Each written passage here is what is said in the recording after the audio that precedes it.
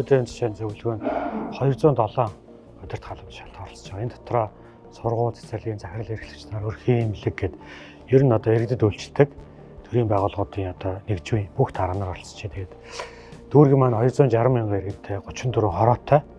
Тэгээд яг дүүргийн засаг даргын үндсэн хэлтсүүд харьяа газар 32 байна. Тэгээд энэ нэгжүүд хоорондоо ажиллаа уялдуулах, за дүүргийн засаг даргын хөтөлбөр төвшүүлсэн зорилтуудаа биелүүлэх, ерөнхийдөө бол иргэдэд энэ төрийн үйлчлэгээ чанартай яаж хүргэх вэ гэдэг ийм одоо асуудлуудыг хоорондоо ярь зөвлөж, эндээс өнөөдөр мөн нэгжийн удирдлагуудтай хариуцлагын гэрээ, үр дүнгийн гэрээ байгуулж одоо жилийнхаа ажлыг төлөвлөж эхлүүлж байна. Дүүргийн маань одоо 62 мянган өрхтэй, 260 мянган иргэд нээлттэй мэдээлэл авч их холбоотой байх зүйлээр ахиц гаргана. Камерын дэд төв гэж нээж байгаа. Энэ дэд төв маань аж ахуйн нэгжүүд, нийтийн эзэмшлийн зам талбай, дүүргийн 34 хороон дээр бүрэн одоо камер удирдлагын төв шилжиж, энэ ингээд гэмт хэргийн тоо бууруулах, хот нийтийн аж ахуй ажилдаа одоо ашиглах, эргээд иргэдийнхээ аюулгүй байдлыг хангах.